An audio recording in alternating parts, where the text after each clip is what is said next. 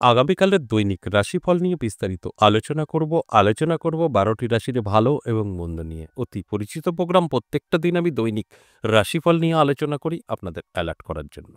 আগামীকাল 19শে জুন, বৃহস্পতিবার, অষ্টমী তিথি, উত্তর ভাদ্রপদ নক্ষত্র, সৌভাগ্য যোগ ও জন্মরাশি মীন। এবার 12টি রাশিকে নিয়ে বিস্তারিত আলোচনা করব। কোন কোন দিক থেকে সতর্ক, কোন কোন দিক থেকে অনেকটাই জীবনের পরিবর্তন ঘটবে, সবটাই আমি বোঝানোর চেষ্টা করব। আর একটা কথা আমি প্রত্যেকটা আলোচনাতে বা প্রত্যেকটা দিন বলি, সেটা হচ্ছে আমার এই আলোচনাগুলো করার উদ্দেশ্য একটাই, আপনাদের অ্যালার্ট করা। আর আপনারা যদি সেইভাবে চলতে পারেন 100% সফলতা আসবে। আপনার নেগেটিভ বা পজিটিভ দুটোই আপনি পজিটিভ করে নিতে পারবেন, আপনি যদি জানতে পারেন। আর জানানোর কাজটা আমি করি। প্রত্যেকটা দিন একটা কথা বলি যে আমার এই আলোচনা থেকে 50% জাতক জাতিকাদের জীবনের পরিবর্তন ঘটে, আর 50% জাতক জাতিকাদের কিছুই মিলবে না। এরও কারণ আমি আপনাদের বলে বোঝানোর চেষ্টা করি। দেখুন, আমাদের এই জানতে অজান্তে 50% জাতক জাতিকাদের সমস্ত শুভ গ্রহ শুভ ফল দেয়, তাই তাদের সাথে সবকিছু ভালো হয়, পজিটিভ হয়, এবং তারা কোটিপতি আরবপতি হয়, দেশ সমাজ ভালো চলে। আর ঠিক জানতে অজান্তে 50% জাতক জাতিকাদের সমস্ত শুভ গ্রহ অশুভ হয়ে বসে থাকে, হাজার চেষ্টা করেও তারা সাকসেস পায় না। যে কারণে কিন্তু আমাদের শ্রমিক যে শ্রেণী, সেটা আমাদের জীবনকে বাঁচিয়ে রাখে। অর্থাৎ শ্রমিক ছাড়া কিন্তু আমরা বাঁচতে পারবো না। শুধু আরবপতি কোটিপতি দিয়ে আমাদের দেশ পৃথিবী চলবে না। তার সাথে সাথে শ্রমিক শ্রেণীও চাই, অর্থাৎ মধ্যবিত্ত গরিব চাই। তাই এটা উপরের একটা ঈশ্বরের আশীর্বাদ বলা যেতে পারে, যে কেউ খারাপ থাকবে, কেউ ভালো থাকবে। আর সেখানে দাঁড়িয়ে কখনোই আপনি যদি ভাবেন মানে আমার রাশি আছে মানে উনি বলছেন সব মিলে যাবে, তাহলে ভুল করবেন। কারণ সেম রাশির ওই জাতক জাতিকারা কিছু সাকসেস পাবে, কিছু পাবে না। তবেই তো সবকিছু ঠিকঠাক ব্যালেন্স চলবে। সকলে যদি ভালো হয় তাহলে কিন্তু একদম কিচ্ছু চলবে না। আবার সকলেই যদি খারাপ হয় সেটাও কিচ্ছু চলবে না। তো ভালো থাকতে হবে, খারাপও থাকতে হবে। আর সেটা কিন্তু একদম ঈশ্বরের আশীর্বাদ। যে কারণে আমি 50% বলি। আপনার রাশি আমি বলছি, আপনি ভাবছেন সবকিছু আমি পেয়ে যাব পজিটিভ, পজিটিভ, পজিটিভ, তা কিন্তু না। তাই আপনার জন্মছক বা হস্তরেখাই বলে দিতে পারে আপনার কেমন যাবে। তাই আমি অবশ্যই এই বিষয়গুলো নিয়ে আলোচনা করব। দৈনিক রাশিফল প্রত্যেকটা দিন আমি আলোচনা করি, আপনাদের অতি পরিচিত প্রোগ্রাম, আপনাদের সকলেরই জানা।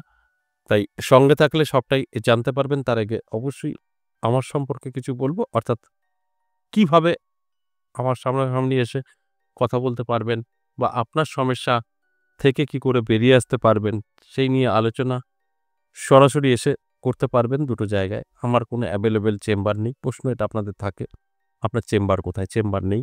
আপনারা পেয়ে যাবেন তারাপীঠ মন্দির, আর পেয়ে যাবেন আমার নিজের মন্দির ১০ মহাবিদ্যা কালীবাড়ি এবং কৃষ্ণকালী মা। একদম খুব কয়েক মুহূর্ত বলতে পারেন আমার মন্দিরে বসানো হয়েছে। ২ দিন হয়েছে। তাই এই কৃষ্ণকালী মা দর্শন যদি আপনি করতে চান, আমার এই মন্দিরে আসতে হবে। তাছাড়া যেটা দেখছেন সোশ্যাল মিডিয়ায় কৃষ্ণকালী, কৃষ্ণকালী, ওটা কোনটাই কৃষ্ণকালী না। আমি চ্যালেঞ্জ করে বলব, আপনাদেরকে বোকা বানানো হচ্ছে। কৃষ্ণকালী মা দেখতে হলে আমার মন্দিরে আসতে হবে। কৃষ্ণকালী মা কাকে বলে?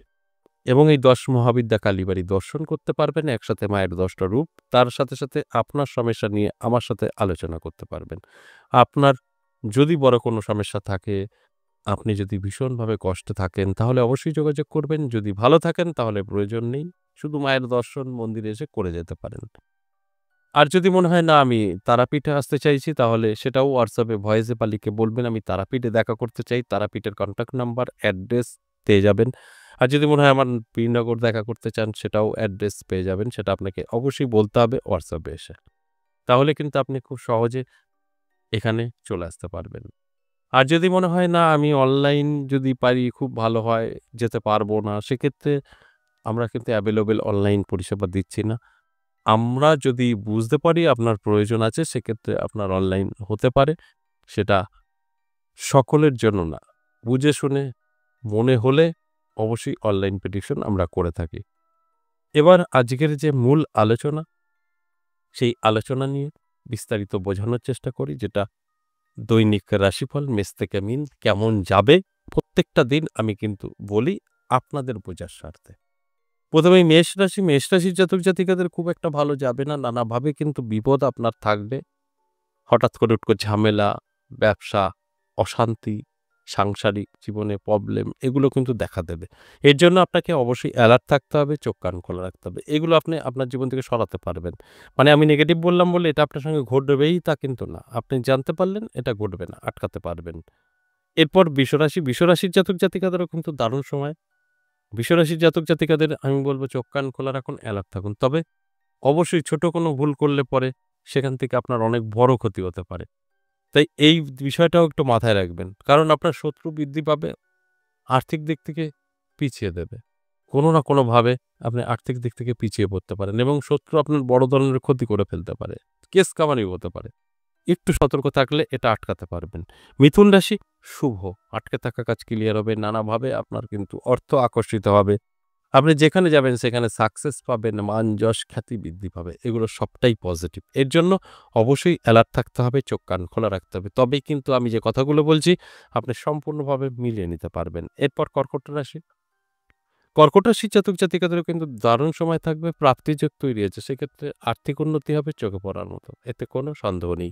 তাই আমি বলব অবশ্যই অ্যালার্ট থাকুন, চোখ কান খোলা রাখুন। চেষ্টা, পরিশ্রম অবশ্যই আপনার করতে হবে। তবেই কিন্তু আমি যে কথাগুলো বলছি সেটা আপনি মিলিয়ে নিতে পারবেন।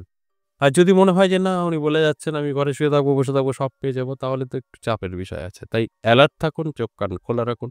অবশ্যই আমি যে কথাগুলো বলছি আপনি সবকিছু ঠিকঠাক মতন মিলিয়ে নিতে পারবেন। এরপর সিংহ রাশি। সিংহ রাশির জাতক জাতিকাদেরও কিন্তু দারুণ সময় থাকছে আগামীকাল। সিংহ রাশির জাতক জাতিকাদেরও কিন্তু প্রাপ্তিযোগ তৈরি হয়েছে। নানাভাবে কিন্তু আকর্ষিত আপনার অর্থ আকর্ষিত হতে পারে। অর্থ ছুটে আসতে পারে এবং আপনার হঠাৎ করেই ভাগ্যের পরিবর্তন ঘটে যেতে পারে। এর জন্য অবশ্যই অ্যালার্ট থাকতে হবে, চোখ কান খোলা রাখতে হবে। চেষ্টা এবং পরিশ্রম অবশ্যই থাকবে। এরপর কন্যা রাশি। কন্যা রাশির জাতক জাতিকাদেরও দারুণ সময় প্রাপ্তিযোগ অর্থাৎ এখান থেকেও কিন্তু আপনার প্রাপ্তি ঘটতে পারে। এর জন্য অবশ্যই অ্যালার্ট থাকাটাই প্রয়োজন। আপনি যদি অ্যালার্ট থাকতে পারেন এই কথাগুলো যে বলছি আমি সবটা আপনি কন্ট্রোল করতে পারবেন। এরপর অবশ্যই আমি বলব তুলা রাশি। তুলা রাশির জাতক জাতিকাদের কিন্তু যথেষ্ট শুভ সময় থাকবে। নানাভাবে কিন্তু আপনার কাছে অর্থ আকর্ষিত হতে পারে এবং যেকোনো কাজে সাকসেস পেতে পারেন। আপনার সময়টা অত্যন্ত শুভ। তাই এগুলো আপনার সঙ্গে ঘটতে পারে। তাই অ্যালার্ট থাকাটাই অবশ্যই আপনার জন্য শুভ। আর অ্যালার্ট করার জন্যই আমার এই আলোচনা। এরপরে বলব বৃশ্চিক রাশি। বৃশ্চিক রাশির জাতক জাতিকাদের কিন্তু খুব একটা ভালো না। উটকো ঝামেলা, অশান্তি, কেস-খামারি হয়ে যেতে পারে। তবে আপনি চাইলে এগুলো সবটাই কন্ট্রোল করতে পারবেন। যে কথাটা আমি প্রত্যেকটা দিন বলি যে আমরা যদি চাই অবশ্যই সেগুলো আমরা কন্ট্রোল করে নিতে পারি। আর আমি যে কারণে আলোচনা করছি, জানানোর চেষ্টা করছি সেটা হচ্ছে এইজন্যই যে আপনি যদি আগে থেকে জানতে পারেন তাহলে সেইভাবে প্রস্তুতি হতে পারেন। এরপর ধনুরাশি। ধনুরাশির জাতক জাতিকাদেরও কিন্তু খুব একটা ভালো সময় যাবে না। নানাভাবে কিন্তু আপনার কাছে একটা আ নেগেটিভিটি মানে প্রবেশ করতে পারে। কারোর কাছ থেকে ভালো কিছু না পেয়ে অপমানিত হতে পারেন। কারণ আপনার সময়টা খুব একটা ভালো যাবে না।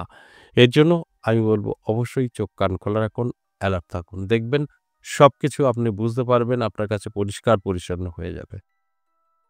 এরপর মকর রাশি। মকর রাশির জাতক জাতিকাদের কিন্তু দারুণ সময় থাকবে। মকর রাশির জাতক জাতিকারা যারা আছেন আমি বলব চোখ কান খোলা রাখুন, অ্যালার্ট থাকুন। দেখবেন আপনার জীবনে প্রচুর পরিবর্তন ঘটবে। সেইটা কিন্তু অবশ্যই পজিটিভ এবং অর্থ আকর্ষিত হবে।